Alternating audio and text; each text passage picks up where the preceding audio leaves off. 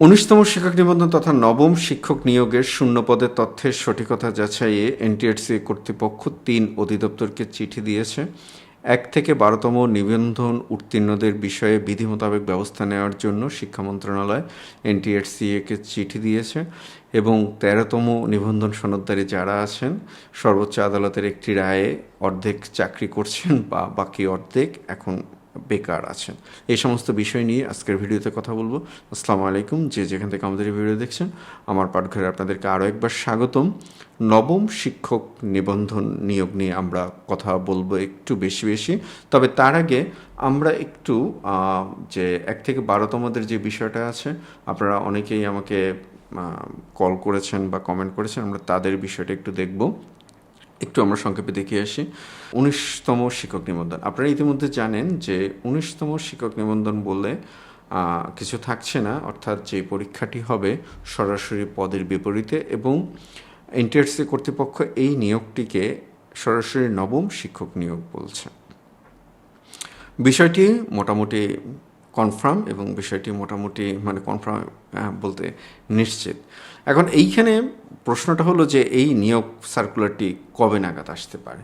তো দেখুন, এর আগে ৬ দিন সময় দিয়ে তথ্যের নির্ভুলতা যাচাইয়ের জন্য বলা হয়েছিল, কিন্তু সেটা পুরোপুরি সম্পন্ন না হয় আবার নতুন করে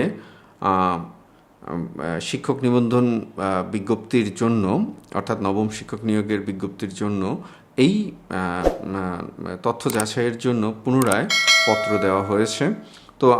তো আমরা আশা করছি দ্রুত সময়ের মধ্যে, অর্থাৎ যে ৩ দিন সময় দেওয়া হয়েছে, এই ৩ দিন সময়ের মধ্যে সংশ্লিষ্ট প্রতিষ্ঠানগুলো তাদের যে তথ্য সেই তথ্যের সঠিকতা যাচাই করে এনটিআরসিকে অভিহিত করবে। এখন আমরা একটু মূল বিষয়ে চলে আসি, সেটা হচ্ছে যে সার্কুলার কবে নাগাদ হতে পারে। দেখুন, ব্যক্তিগতভাবে যদি আমার কাছে জিজ্ঞেস করেন তাহলে আমি ধারণা করছি সেটা হচ্ছে যে মেতে খুব সম্ভবত সার্কুলার হবে না, এটা জুন বা জুলাইয়ের দিকে সার্কুলার হতে পারে, কারণ এটি একটি বিশাল কর্মযজ্ঞ। তবে ভালো বিষয় হলো যে এই কর্মযজ্ঞটির ঠিক মাঝামাঝি জায়গাতে আমরা আছি। আপনারা অনেকেই প্রশ্ন করেন আমাকে, অনেকেই বলেন, উইথ রেসপেক্ট, আমি কোনো প্রতিষ্ঠান বা কোনো ব্যক্তিকে ছোট করছি না।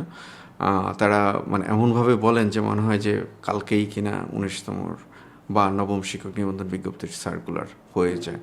একটা বিষয় মাথায় রাখতে হবে, এখন পর্যন্ত নবম শিক্ষক নিবন্ধন নিয়োগ বিজ্ঞপ্তি এর আনুষ্ঠানিকভাবে এনটিআরসি এর নিয়োগ বিধি যে সংশোধন, সেই নিয়োগ বিধি সংশোধিত হয়নি।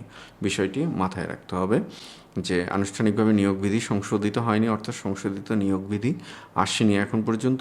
তো সংশোধিত নিয়োগ বিধি, যেহেতু এনটিআরসি একটি স্বতঃসিদ্ধ প্রতিষ্ঠান বা কিছুটা যেটাকে আমরা অটোনমাস বডি বলে যেরকম, ঠিক অনেকটা সেই রকমের প্রতিষ্ঠান, তবে সেটি পুরোপুরি অটোনমাস না। এটা হচ্ছে শিক্ষা মন্ত্রণালয়ের অধীন, শিক্ষা অধিদপ্তরের অধীন। তো এটা যার ফলশ্রুতিতে যে এই বিধি পূর্ণাঙ্গভাবে প্রকাশিত না হওয়া পর্যন্ত এখন পর্যন্ত সার্কুলারের বিষয়টি পরিষ্কার না, অর্থাৎ আগে বিধিগুলো হবে তারপরে সার্কুলার।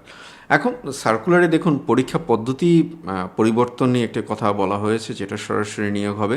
আপনারা এটা নিয়ে প্রশ্ন করবেন, তারপরেও আমি উত্তর দিয়ে দিচ্ছি আপনাদেরকে। সেটি হচ্ছে যে এটি সরাসরি পদের বিপরীতে পরীক্ষা হবে। উদাহরণ হিসেবে আমরা বলতে পারি বিসিএস সাধারণ শিক্ষা বা স্পেশাল বিসিএস যেরকম হয়, বা সরকারি হাই স্কুলে যেরকম নিয়োগ হয়, সেরকম নিয়োগ সরাসরি 200 মার্কের এমসিকিউ পরীক্ষা। সে এমসিকিউ পরীক্ষার পরে এখন পর্যন্ত ভাইবা মার্কস আমরা যেটা জানতে পেরেছি 20 মার্কস, সেই 20 মার্কসের ভাইবার অনুষ্ঠিত হবে এবং সবগুলো ধাপে পাস নম্বর হবে 40%। তো তার মানে আমরা যদি এমসিকিউ পরীক্ষা, যেটাকে আমরা লিখিত পরীক্ষা বলছি, সেই পরীক্ষা যদি 200 মার্কের হয়, সেখানে পাস মার্কস হবে 80, এবং ভাইবা যদি 20 মার্কের হয়, সেখানে পাস মার্ক হবে 8। এবং লিখিত এবং ভাইবা পরীক্ষাতে আলাদা আলাদাভাবে পাশ করতে হবে। আরেকটি গুরুত্বপূর্ণ প্রশ্ন আপনারা যেটা করবেন, আমি উত্তর দিয়ে দিচ্ছি, যে নম্বর বন্টন কিভাবে হবে, এটা নিয়ে আমি আগেও কথা বলেছি। আগে আমরা যেটা শুনেছিলাম যে সাবজেক্টিভ এবং যেটা জেনারেল যে অংশটুকু, অর্থাৎ যেটা বাধ্যতামূলক অংশটুকু, সেই অংশটুকুতে মার্কস থাকবে 100, যেটাকে আমরা জেনারেল পার্ট বলেছি, এবং সাবজেক্টিভের মার্কস থাকবে 100। তো সেটা পরবর্তীতে আমরা যেহেতু এনটিআরসি এর বিষয়ে আমরা খুব মানে ফ্লাকচুয়েশন দেখি তাদের সিদ্ধান্তের বা তাদের মতামতের, তো সেটা এখন পরিবর্তন হয়ে সর্বশেষ যে তথ্য আমাদের কাছে আছে সেটা অনুসারে জেনারেল অংশে মার্ক হবে 60 এবং সাবজেক্টিভ অংশে মার্ক হবে 140 এবং পাশের যে বিষয়টি সে পাশের বিষয়টি সাবজেক্টিভ এবং জেনারেল অংশে আলাদা আলাদা হবে না, অর্থাৎ মোটের উপরে আপনার 80 নম্বর পেলেই যথেষ্ট। তো বোধ করি যে অনেকগুলো প্রশ্নের উত্তর আপনারা পেয়েছেন, এরপরেও প্রশ্ন থাকবে নির্দ্বিধায় আমাদের কমেন্ট বক্সে প্রশ্ন করবেন বা আমাদের হোয়াটসঅ্যাপ নাম্বার দেওয়া আছে, হোয়াটসঅ্যাপ নাম্বারে প্রশ্ন করবেন আর অবশ্যই আমাদের চ্যানেলটিকে সাবস্ক্রাইব করবেন। আর এখন আমরা আসি একটু প্রস্তুতির বিষয়টা। দেখুন, এখন চ্যালেঞ্জ হলো আপনার 80 পাওয়াটা চ্যালেঞ্জ না, চ্যালেঞ্জ হলো এই 200 মার্কের ভিতরে আপনি মার্কসটাকে কত বেশি রাখতে পারবেন।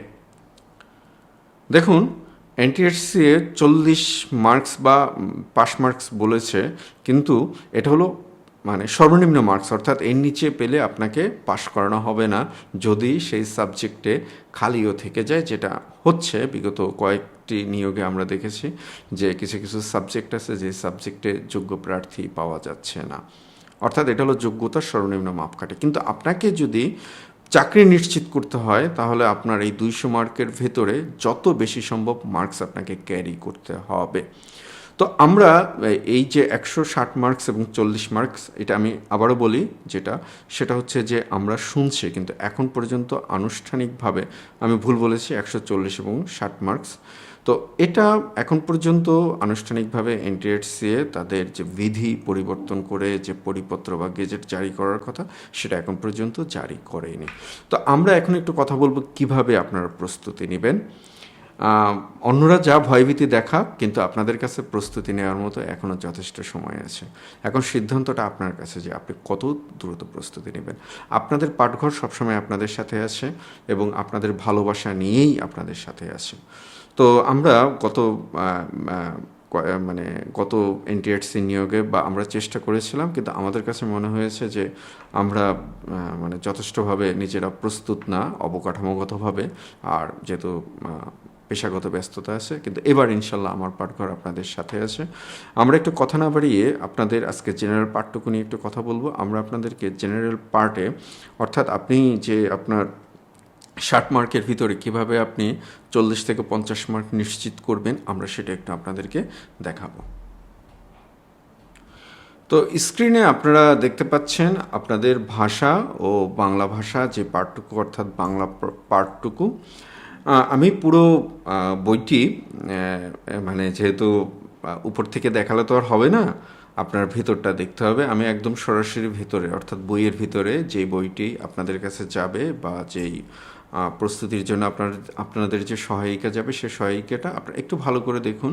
আমি সবগুলো পেজ না দেখিয়ে, কারণ ভাত সিদ্ধ হয়েছে কিনা এটা বোঝার জন্য একটা ভাত চিপে দেখাই যথেষ্ট। এই যে দেখুন, আমরা বাংলা ভাষা, তথ্যের কোনো বাগাড়ম্বর নেই, আপনাদের যতটুকু প্রয়োজন ঠিক ততটুকুই।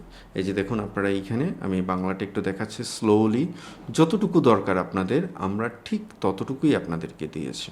অতিরিক্ত বাগাড়ম্বর আমরা কোথাও করিনি। আমরা ব্যাকরণের, বাংলা ভাষার ব্যাকরণের এই যে পার্টগুলো, এই পার্টগুলো দেখুন কোথাও অতিরিক্ত কোনো কিছুই নেই।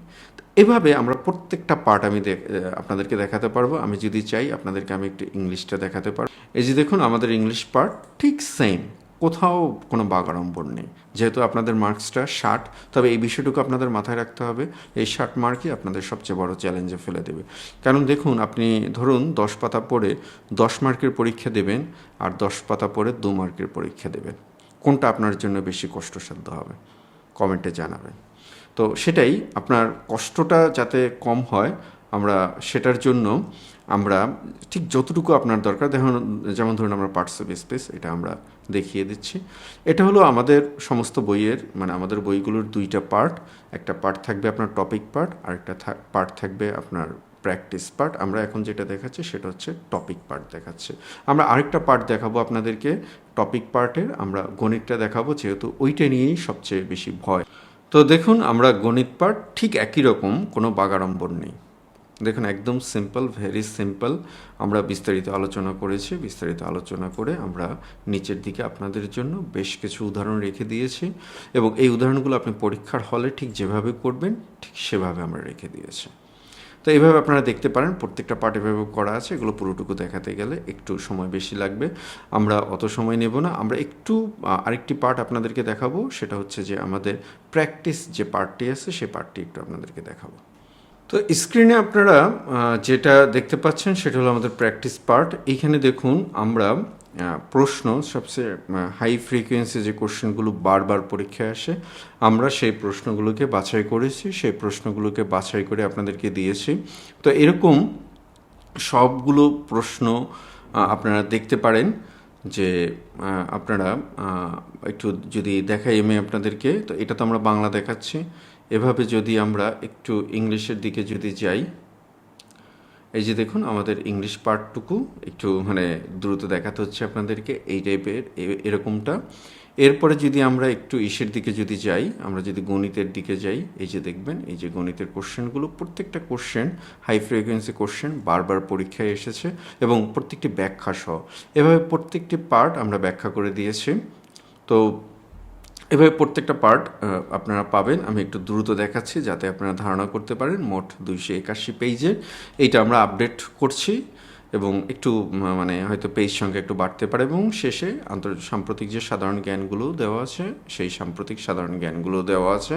তো এটা একটু মানে হয়তো পেজটা একটুকু বাড়বে। এখন বিষয়টা হলো আমার পাঠঘর আপনাদের 19তম শিক্ষক নিবন্ধন তথা নবম শিক্ষক নিয়োগের জন্য ধারাবাহিকভাবে কাজ করছে, সবসময় আছি আপনাদের সাথে। আমাদের এই কোর্সে আমি একটু বলে রাখি যে আমরা কমার্শিয়ালে যেভাবে করানো হয় সেভাবে করাবো না। আমি খুব সীমিত, যেহেতু পুরো কোর্সটি আমার তত্ত্বাবধানে পরিচালিত হবে, আমি যতটুকু আমার পক্ষে সম্ভব আমি সীমিত, একদম সীমিত সংখ্যক, অল্প কিছু সংখ্যক আমি ক্লাস করাবো, আমি চেষ্টা করব আপনাদের।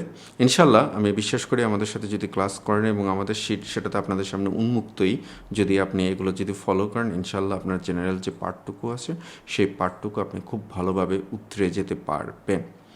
তো সুতরাং যেহেতু খুব অল্প কিছু সংখ্যককে নিয়ে আমি ক্লাস করাবো, তো মানে যারা একটু দ্রুত যোগাযোগ করবেন, পরে হয়তো আমার পক্ষে সম্ভব হবে না, তো খুব দ্রুত যোগাযোগ করবেন। আর ফি সহ আনুষঙ্গিক যে বিষয়টা সেটা সমস্যা নেই, সেটা আমরা আমাদের কাছ থেকে জেনে নেবেন। আর কেউ যদি একান্ত অসহায় যদি হয়ে থাকেন, ইনশাল্লাহ আল্লাহর রহমতে মানে আমাদের ওই সামর্থ্য আছে, তার কাছ থেকে আমরা কোনো ফি নেব না।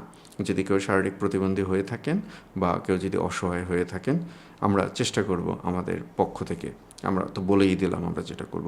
তো সব কিছু মিলিয়ে দেখুন, সর্বশক্তিমান রাব্বুল আলামিন যেখানে আপনার রুটি রুজি রেখেছে সেখানেই আপনার চাকরি হবে। তো সুতরাং চেষ্টা আমাদের চালিয়ে যেতে হবে। পর্যাপ্ত সময় পাচ্ছেন, এই সময়টুকুকে কাজে লাগান এবং নিজের চাকরি নিশ্চিত করুন। ভর্তির বিষয়ে বা আমাদের এই শিটের বিষয়ে আপনারা কোনো তথ্য পেতে হলে যে নাম্বার দেওয়া আছে সেই নাম্বারে যোগাযোগ করবেন। তো আর আরেকটি বিষয় যেটা বলি যে বাজারে প্রচলিত যেগুলো আছে উইথ রিসপেক্ট, সেগুলো কোনো কোনো ক্ষেত্রে আমার থেকেও ভালো, কিন্তু আমি চিন্তাটা ভিন্ন করেছি। আমার চিন্তাটা হলো একটাই, আমাকে ফার্স্ট সেকেন্ড থার্ড হওয়ার দরকার নেই, আমার একটি চাকরি আগে নিশ্চিত করার দরকার। আমি ওই জায়গাটাতে কাজ করার চেষ্টা করেছি। তো যাই হোক, সবার জন্য শুভকামনা, ভালো থাকবেন, আবারও দেখা হবে আপনাদের সাথে। খোদা হাফেজ।